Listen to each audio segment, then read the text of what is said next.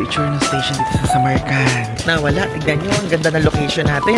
Tapos, I think Smart TV to. Ito talaga yung mga daanan dito. No? May Bershka, may Kiko. Sa side na to, puro mga cold cuts na lang guys. Hello guys! I'm back again with another video at ngayon po, ayan, nakapag-recharge na tayo, nakatulog na tayo and pupunta na tayo ngayon sa Samarkand from here sa Tashkent. And mamaya i-explain ko sa inyo kung paano ako nag-book kasi medyo mahirap po mag-book, opo. And ngayon, gusto ko muna magbigay sa inyo ng quick review ko dito sa mismong Hotel Uzbekistan. And to be honest, gusto kong i-share sa inyo na ako po talaga dito ay medyo natakot po ako, opo. Gusto ko lang maging honest sa inyo at maging transparent. Dahil, syempre, alam naman natin na itong mismo hotel na to ay panahon pa siya ng Soviet era. And kung makikita niyo po talaga yung mismo mga, tawag ito, yung mga mismo kung tititigan yung mabuti. Kunyari, mga doorknob, mga cabinet, mga heater, mga bed, ganyan. Makikita nyo na talagang luma talaga siya. Yun talaga. And expected ko na luma talaga. So, ako po, ang rating ko sa kanya, sa presyo is 10 out of 10 kasi ang mura niya. Sa presyo ha, sa presyo. Sa service, nung mga staff is 9 out of 10, okay siya.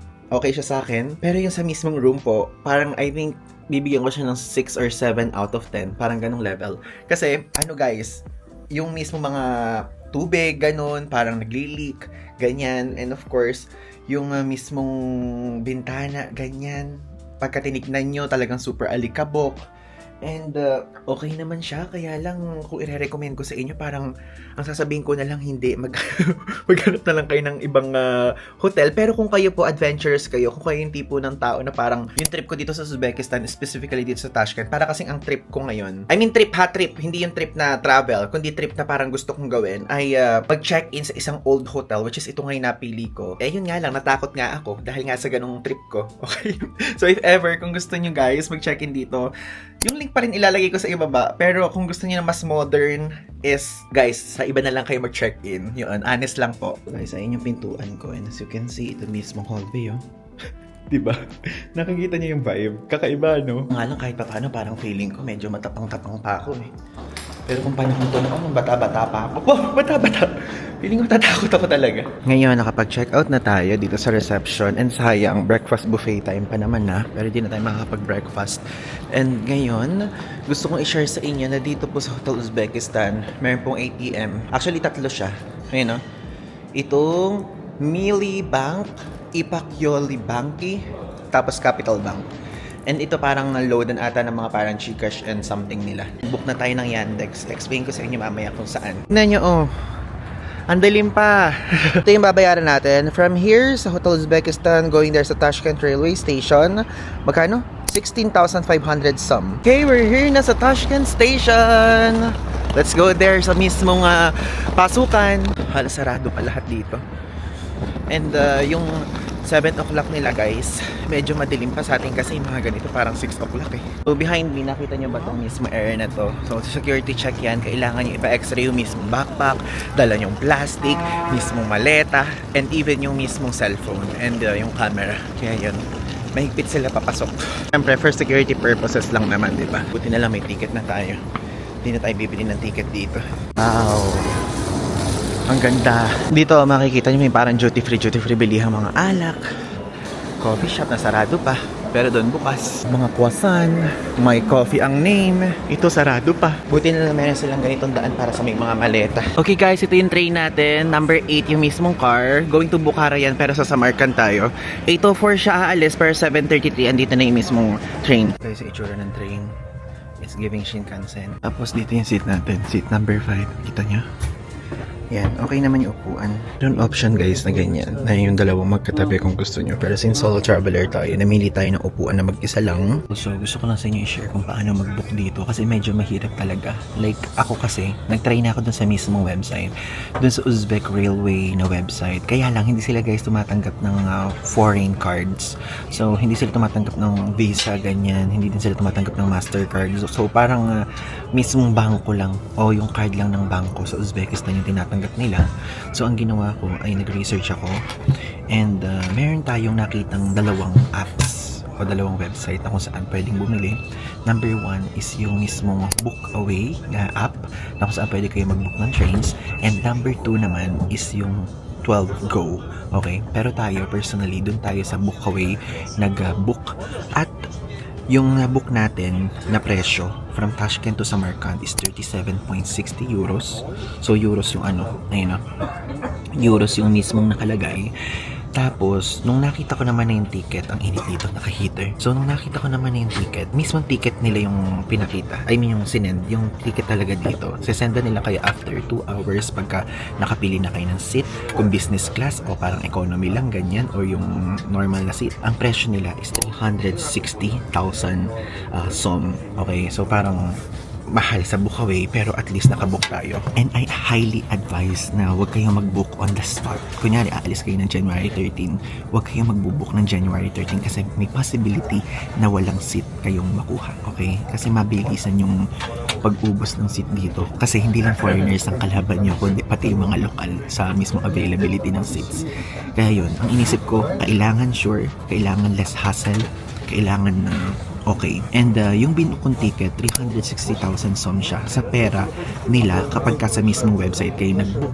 Kaya lang since tayo may third-party apps, medyo mahal, pero nakapag-book tayo agad at sure na agad, okay? And if ever kung gusto nyo po naman ng lower na class ng upuan, kasi itong atin business class, ilalagay ko dito yung mismong price, ng mismong mas murang presyo, para maging aware kayo kung magkano. And yung presyo na ilalagay ko dyan is yun sa mismong website nila. Okay, so gusto ko ipakita sa inyo itong ticket kung paano nyo siya i-check, okay? Pagka nakabook kayo, ito po ang tignan nyo. Dito, nakalagay dito yung train, kung anong train yung sasakyan nyo. So, sa atin, 768, tapos may ganun, tas A. And yung mismong car o mismong train number na sasakyan natin is number 8. Ayan, nakalagay dyan. Tapos, yung seat number natin is 005, which is ito ngayon upuan natin. And dito, nakalagay yung date. 804 siya, so Tashkent. And 804 aalis, pero ang aga dumating dito. And 2 hours and 18 minutes yung mismong ride. Tapos, ayan, 10:22 AM tayo dadating sa Samarkand. Actually, alam nyo, ang aga nating dadating sa Samarkand, usually, yung check-in, di ba, 2 PM. So, ang aga nating dadating dun. Sana papasukin tayo ng maaga ng mismong hotel, no? Kahit early check-in lang. Pero feeling ko, malaking chance na hindi. Pero if ever, kung merong konting charge, okay lang naman. Magdagdag na lang tayo for convenience. Oo nga pala, itong ticket na binili natin, meron itong kasamang drinks and of course, parang bread or pastry. And mamaya papakita ko sa inyo. And time check is already 8:03. Nagsarado na yung ilaw. I think aandar na to anytime now. May araw na din sa labas. Like, maliwanag na. Ayan, umaandar na. Sakto mo. 8:04, saktong-sakto umandar. Kaya lang pa-atras yung under, Sana hindi tayo mahilo. Hindi, sasara ko na lang yung mismo bintana para di ko makita. Okay, so malapit na tayo. And since malapit na tayo, gusto ko ipakita sa inyo na may toilet po dito. Wait nating lumabas yung nasa CR. Ito siya Kaya lang nakalap. Ito yung itsura ng toilet, guys. Ngayon sink, malinis. Tapos merong atong blower. I mean dryer. Ayan! Bawal manigatilyo. Bawal inumin ng tubig. Tapos 220 volts. Ito yung flush. Okay, so yun lang. Gusto ko lang ipakita sa inyo. Nanginginig ako sa buhok ko. Nawala yung supply ko. It's already 10:10 AM. Konting oras na lang. Nasa Samarkand na tayo. Mga sign na ako nakikitang Samarkand. We are almost there. Ayan, as you can see, nakababa na tayo dito sa Samarkand. Saktong time po dumating. Ito yung mismong sinakyan natin. And if ever kung gusto nyo din mag-book, is yung link ilalagay ko sa ibaba. Bookaway po yung ginamit ko. Entrance to the station. Wow! Ito itsura ng station dito sa Samarkand. Wala man lang katao-tao, puro coffee shops lang. Tapos, mga bilihan ng pasalubong o mga anik-anik. Nasabi ko sa inyong application na famous din dito, 2Gs o 2GIS. Ayun yung mga presyo dito, Tingnan yung tote bag, 80,000 som. Ito yung mga bracelets nila. Ito 85,000 som, nakita ko. Ito naman po 20,000 som. Yan. Gusto talaga sa kanila yung evil eye, no? Here. Saka yung ganitong klaseng face or mga binebenta. Meron din dito ang coffee shop naman na may mga tindang tinapay din. Yan. If ever kung magugutom po kayo pagdating nyo, meron po dyan. Ayan. Then meron din Magkakamukha yung mga tinitinda dito sa Uzbekistan mismo. Sikat na sikat sa kanila yung Pringles, tapos yung mga biscuit na ganyan.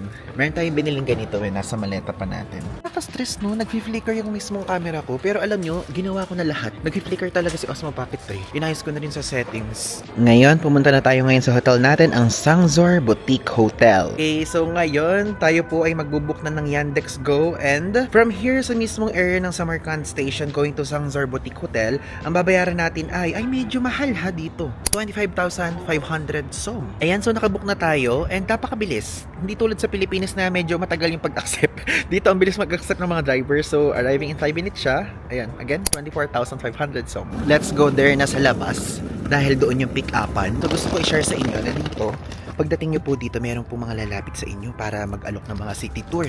Pero, tayo po kasi, ang gagawin natin ay i-yandex natin yung mga bawat lugar dito. Pwede naman yung ganun at possible naman yun. Ganun din yung mga nabasa ko sa DIY Travel Philippines na ginagawa ng mga bawat Pilipinong turista dito. Again, no to gatekeeping. If ever po kung kayo po ay interesado, pwede po kayo mag-join sa group na to, DIY Travel Philippines, para makita nyo naman yung mga POV na mga ibang Pinoy na nagpupunta dito. Ayan, tignan nyo. Hanapin natin dito yung plaka ng ating Yandex. Okay yung car. Enough for me.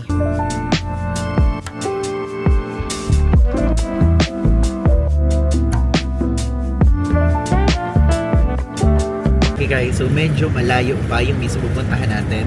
Matagal na tayo dito sa kotse, pero meron pa tayong 8 minutes na biyahe.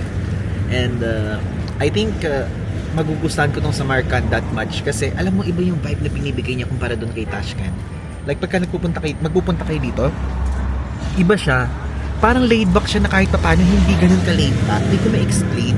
I know nagigets ako ng karamihan naman sa inyo. Maganda, so far. I think makakapag-enjoy ako dito. Parang residential siya. Hey guys, so kapag ka nag-Yandex kayo, doon kayo ibababa sa side na yan and kailangan nyo maglakad. Tignan nyo, ito po.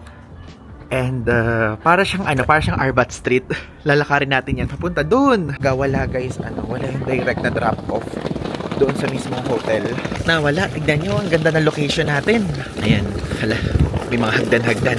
Ito guys, yung hotel natin, no? Sangzor Boutique Hotel. Ang ganda! Tignan nyo, ang ganda. Napakalapit din ito sa Rajasthan Square. Merong tapat na school, tapos madaming katabing restaurants. Nakakatuwa. Pwede tayong maglakad-lakad kahit gabing-gabi. Go in na. Ito itsura ng pinto. Ito itsura ng lobby. Ang ganda. Hello, check-in? Ivan de Guzman? Ivan de Guzman? Yeah, from the Philippines. Okay. You need passport? Yes. Itsura ng lobby, ang ganda. Ang sosyal. Pero ang mura lang nito guys. Tapos, meron diyang mga time. Ankara, Moscow, Tashkent, London, and New York. Walang sa lugar natin. Nagbebenta din sila dito ng tourist SIM card if gusto nyo. Tapos meron ding tour guides, bike rental, food delivery, and city map, restaurant reservation. Bakit walang watawat ng Pilipinas dito? Hindi man lang kayo maglagay, guys. Okay, so nakuha na natin yung keycard natin and wala pala siyang wala palang bayad to online. So kumbaga nagbayad pa tayo dito. And wala na mga deposito. Kaya, okay lang din. Tapos ito itsura, oh.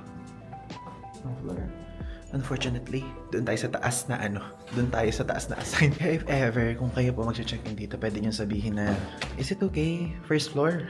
Maganda siyang hotel, no? Maganda siya sa maganda, pero wala siyang lift. Ayan, so 206 tayo. Mas maganda yung vibe ng hotel. Hindi nakakatakot. Yay! Ay, ang ganda. Ganda ng hotel natin. At makikita nyo agad yung cabinet and buksan natin. Ayan, may safety deposit box. Tapos dito may bathrobe. Naman sa tabi, yung toilet agad ang bubungad. Uy, baby day! Oh my God, baby day! Nakakatuwa. Ang saya ko. Tapos ito, meron siyang toilet, bowl, of course. And ito yung sink. Tapos, ayun yung shower area. Tapos may pa-bathtub. Diba? And provide na rin. Ay, ito din yung gusto ko. Patuyuan. Ito siya guys, makakapaglaba ulit tayo. Spacious din yung pinaka-toilet, hindi siya masikip. Kaya if ever, kung gusto niyo mga ganitong klaseng vibe, okay na okay. Meron dito paupuan, and nilagay ko na dyan yung gamit ko. Sa side naman na to, ayan, makikita nyo dito, meron ditong TV, meron dyang mini bar, meron bang tea? Ayan, tea. Yan ang gusto natin. Merong patubig. Tapos, I think smart TV to. Yung Samsung. Smart TV siya. Tapos, ayun yung wifi. Ang password life. It's good. Wow, sinabi agad. Tapos, meron ditong working table. Like, itong area na to. Pang work yan for me. Ayan, sabi na refrigerate. Ang ganda ng refrigerate. Ang ganda ng hotel na to. Ang ganda. 10 out of 10 agad sa akin sa location pa lang. Tapos, sa mismo itsura. Tapos, ito po, ang bed. Ang laki ng bed natin and yung mismong pillow, yung mismong loob. So nakikita ko parang ang ganda niya. Tapos ito yung aircon. Pwede bang malamig? Ayoko nang mainit. Yan, ginawa ko siyang guys. Ginawa ko siyang aircon. Pwede kayong aircon. Paano ba? Ayan, aircon sana. Bakit iwan? Error? Yun ba yun? Mamaya na natin ayusin. So ito po, yung itsura ng mismong bed. Pusan natin itong ilaw. Ayan. Ayan, may mga pailaw na. O, diba? And ang maganda dito, may kasama po itong breakfast. Di ko lang sure kung buffet or what, pero ipapakita ko na lang din sa inyo sa mga susunod na ganap. Pati background. Ay, yung background okay lang din naman. Ayan, buksan natin para pumasok yung lamig. Ayan o. Ay, ayun agad yung resistance ko eh. Yan ba yun? Ganda. Ang ganda. Gusto ko tong hotel na to. Guys, ang ganda ng hotel natin. Super satisfied ako ngayon sa binook natin. Di ba nung una medyo nakakatakot, tapos iba naman parang tayo lang yung tao, tapos nung nauna naman parang medyo masikip. Pero guys, ito, lahat complete. 10 out of 10 agad sa akin. Location pa lang, and service pa lang, and yung room pa lang, okay na. Yun nga lang, natapat tayo sa lugar na kung saan may ginagawa, so medyo maingay. Pero nakabukas lang kasi yung bintana. Gusto ko lang kasi pumasok yung hangin kasi parang lang din to eh. Alam niyo yung ang mga pumapasok heater. I mean, pagka kunyari nakasara, heater talaga siya. Kahit yung doon sa aircon nila heater, ayoko nga na mainit, di ba? So binuksan ko yung bintana, kaya malamig dyan. And inilagay ko dito yung mga strawberry na binili natin sa Chorzu Bazaar. Pinasisingaw ko lang siya kasi naka-plastic siya nung dinala ko dito sa mismo sa Markant. At kakainin naman natin yan some other time ngayong sa Markant trip natin. And gusto ko muna ngayong lumabas and ipapakita ko din sa inyo kung saan tayo kakain. Kasi nagtanong ako sa mismong receptionist kung saan ba masarap kumain dito. At ang sinabi niya, Afrosiob. Afrosiob yung spelling niya. And kapangalan siya ng mismong train dito. And sikat po siyang kainan dito sa Samarkand. And nung tinignan ko yung mismong mga binebenta dito, pero nakalagay ito cafe, oh. And ayun, parang may mga soup, ganyan. Kasi di ba hindi nga tayo nakapag-breakfast, guys? And I think ito na ang perfect time to eat. Ngayon, lumabas na tayo at magpunta na tayo doon sa recommendation ng ating receptionist na Afrosiob. Actually, medyo pahapon na dito kasi nag-work tayo kanina. Hindi yun hadlang. Talagang maglilibot pa din tayo. Guys, since ito ang hotel natin, parang hindi talaga dito sa mismong area na to nagpipick up ng mismong mga guest. Kaya ngayon, pupunta tayo sa likod. Kasi doon ang nearest to, yung left side. Tapos dito, okay. Talagang dyan dumadaan. Ito talaga yung mga daanan dito, no? Wala bang aso? Ang kinakakaba ko sa mga ganitong mga daan. Parang may aso mula yun. Yung ganito yung daanan, no? Safe naman dito ata. Ay, ata. Kita niyo yung mga yan. Ganyan yung mga hotel dito. Parang bahay lang nakakatok ka. Ayan na yung Yandex natin. O, diba? Sa super daming nililikuan dito ng mga pasikot-sikot ay medyo nahirapan ata siyang hanapin tayo. Okay guys, ito yung Afrosiob. 60 pesos yung binayaran natin sa Yandex para makapunta dito. Grabe, alam nyo, medyo malayo ito dun sa ating hotel. Pero ang mura lang ng Yandex. Yung pagpasok, nakikita nyo agad ng mga cakes. Tapos ayan yung upuan. Ang ganda! Tignan nyo, ang ganda ng interior design dito. At kapangalan niya yung tray na sinakyan natin, Okay, so order na tayo. Tinakpan naman okay lang tayo umupo dito saka tinakpan yung mismong tinakpan yung mismong sunlight sa atin. Okay. Wala siyang English, English menu. May translation, color red yung font. Ito ipapakita ko sa inyo, guys. I-pause nyo na lang. Pag nagpunta kayo sa Markant, puntahan nyo to, Sikat to talaga, promise. Ayan, iba't ibang klaseng salad. Then, ito yung mismong price niya. Tingnan nyo, 35,000 som lang. Ang pinakamahal nila, 40,000 som. Ito yung mga pictures. Okay palang umorder dito. Ito yung picture, tapos ito yung mismong presyo. Ayan, pause nyo na lang guys para makita nyo. Ayan.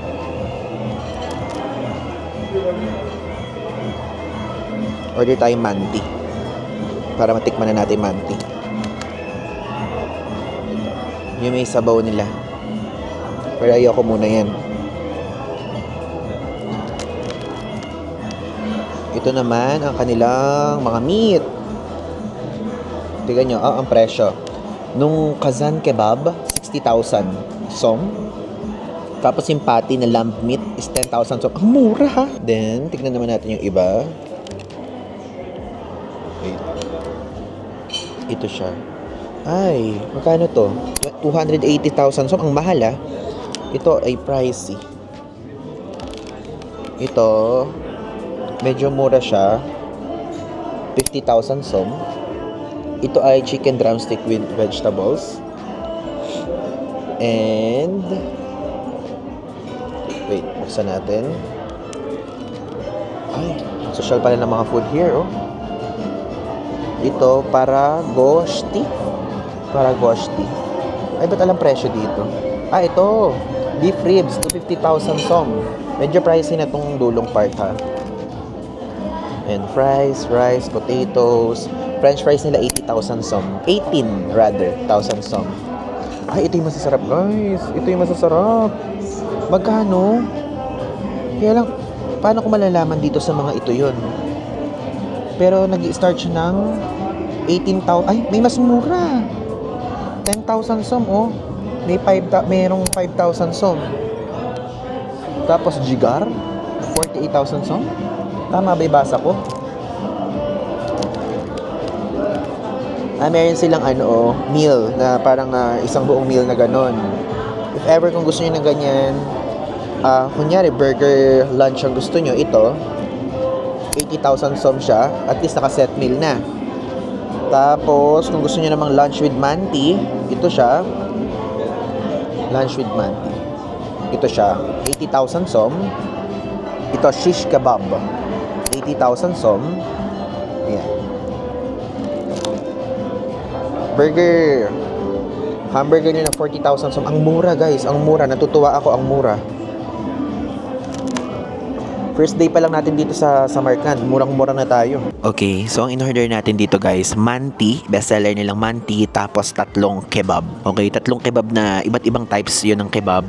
Pinapili ko na lang si ate waiter. Magaling naman sila mag-English. So sabi ko, give me the bestseller. 3 types of kebab. Tapos yun, pinuruturo na lang niya. And mamaya, titikman natin. Tapos yung manti, para siyang para siyang siomai or dim sum, parang ganun. Okay, so ito po yung order nating kebab. 3 piraso siya. Tapos ito yung manti. And actually medyo madami siya. Kapag hindi natin naubos, ito take out na lang natin. Okay, so ito yung order natin. Kebab, 3 piraso siya na iba't ibang types. And for sure hindi natin ito mauubos. Kaya sabi ko na lang doon sa staff is if ever kung hindi ko siya maubos, papatake out ko na lang. Gusto ko lang din siyang orderin lahat since hindi pa rin naman tayo nagbe-breakfast. Tapos, para if ever kung magpupunta kayo dito sa Samarkand, pwede nyo siyang bilhin. And aside from that, meron ditong manti. And I think yogurt to, no? Mamaya, kung ano hindi natin mauubos, take out na lang. Okay, so ngayon tikman na natin. Ito, parang ito yung natikman natin sa Charzu Bazaar. Ito muna tayo sa bandang harapan. So, kung titignan nyo siyang malapitan, para siyang patty na ihinihugis na ginanon sa steak. Oh my God, stop. Ang sarap. Para siyang burger patty, guys, na usually kinakain natin sa mga burger na inilagay dito. Usually, ganito nila yung lamb. Ibang lasa ng meat. Sarap. Mayroon siyang alat, pero hindi maalat na maalat. So, I think, kinakain siya na may onion. Kainin na rin natin na may onion. Sarap. Yung onion niya may lasa. Hindi lang basta onion, may maasim-asim. Ito naman tayo. Hindi ko alam kung ano to, pero may buto. So sure ako hindi na chicken siya kasi hindi na ganun eh. Ito siya, Yan. Ang lambot. Ang lambot. Ang lambot niya. Ang lambot. May timpla siya na something na may aroma. Ganun. Yeah. Though, mas gusto ko to. Ito pa din Dito naman tayo sa pangatlo. Hugis bilog siya na ewan nito.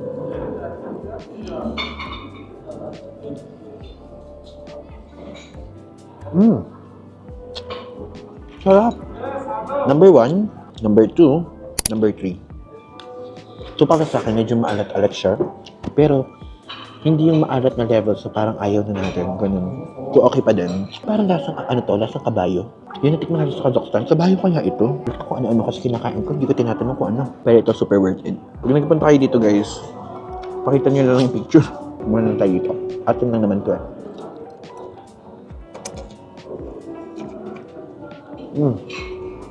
So naubos na natin itong isa. Ang sarap talaga.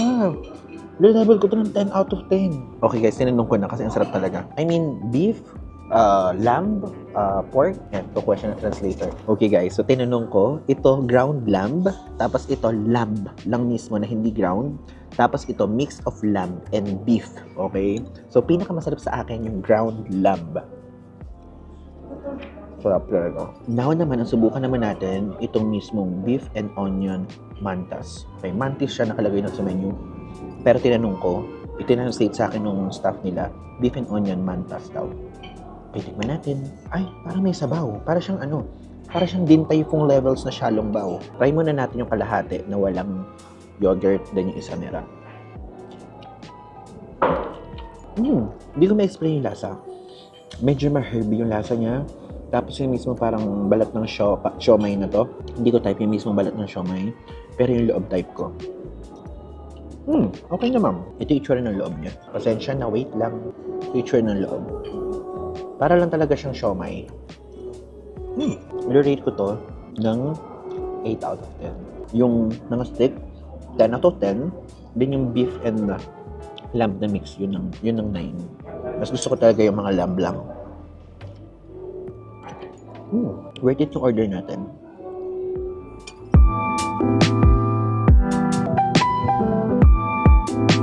Hello guys! I'm back again with another video at ngayon tayo po ay pupunta sa shopping mall and sa mini convenience store dito sa Tashkent, Uzbekistan.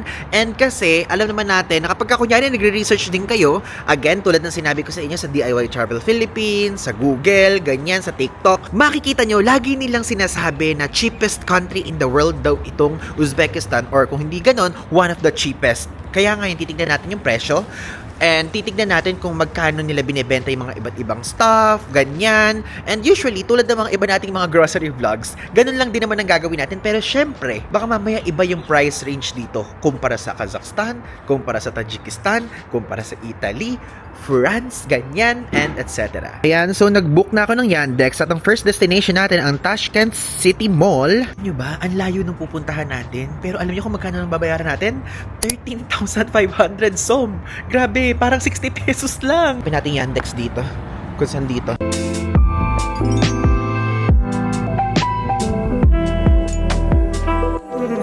Okay guys, andito na ngayon tayo sa Tashkent City Mall. And alam nyo, actually, hindi ito yung na-imagine ko. Hindi ito yung na-imagine ko na itsura ng Tashkent City Mall. Akala ko nung una, medyo lumaluma. Kasi sa Google Maps, hindi ganito. Ang engrande pala guys.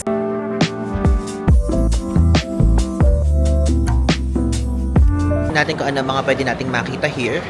Though, talagang kung ano din yung mga meron sa atin. May Converse, merong, ano pa ba? Mango. Okay guys, so kalalabas lang natin dito sa Bloom. Ayan, bumili tayo ng nail cutter. And actually, nail cutter tapos cream yung binili natin, 150,000 som. So mamaya ipapakita ko na lang sa inyo. Actually, dito sa mismong mall na to, para siyang ano sa atin, para siyang mega mall, ganung level. And also, para siyang SM Aura. May Bershka, may Kiko, merong New Yorker. Ayan. Actually, again, tulad sa mga ibang part natin na mga mall vlog ganyan, medyo hindi ako comfortable mag-vlog kasi ang daming tao talaga. Pero gusto ko lang din talaga sa inyo ipakita. And aside from that, ito kasi yung day zero natin sa Uzbekistan. What I mean is, hindi pa ito yung first full day natin para mag-explore ng Tashkent. So, might as well, pakita ko muna sa inyo yung mga pwede nyong puntahan. Ganyan, libot-libot muna tayo na hindi mga iconic site, historical sites yung pupuntahan. So, pamaya-maya, ang gawin natin is doon naman tayo sa grocery. Ayan, tignan niyo, meron din ditong Zara. Ayan. Okay, now let's go sa supermarket. Ayan. Dito sa bungad, mga fruits at gulay. Itong nasa unahan, puro mga fruits. Yung apple, 42,000. 48,000, 51,000. Gusto ko ng apple ngayon. Parang nakikrave ako sa apple. Meron dito mga nuts din. I think per kilo to. So, itong kasoy, 303,000 per kilo. Ayan. Then, ano yung iba? Ito almonds, 212,000 per kilo. Mixed nuts, 197,000 per kilo. I think mahal pa tong supermarket na napuntahan ko.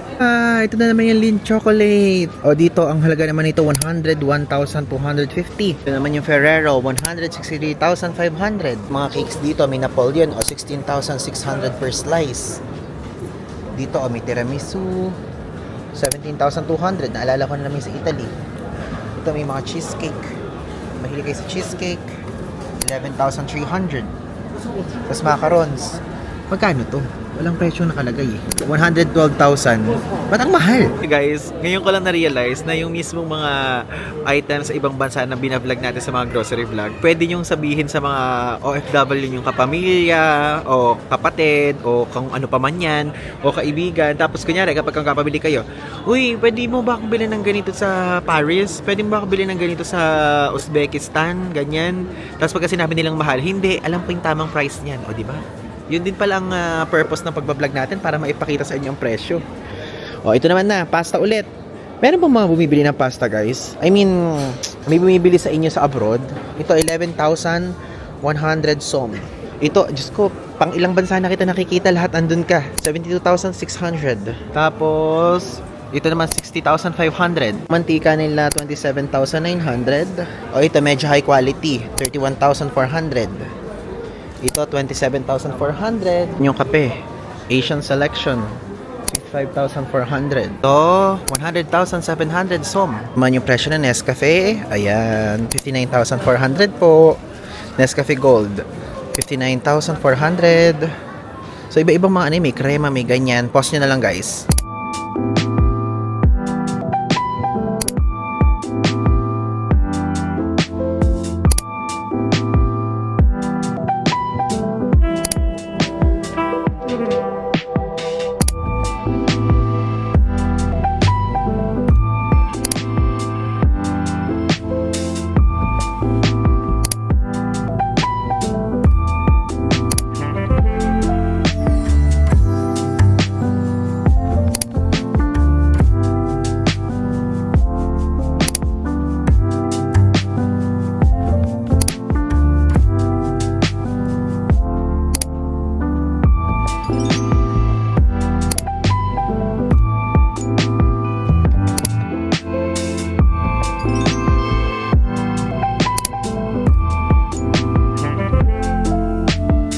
Nyo guys, so meron din ditong binibentang mga cheese parang sa Italy. Italy ba?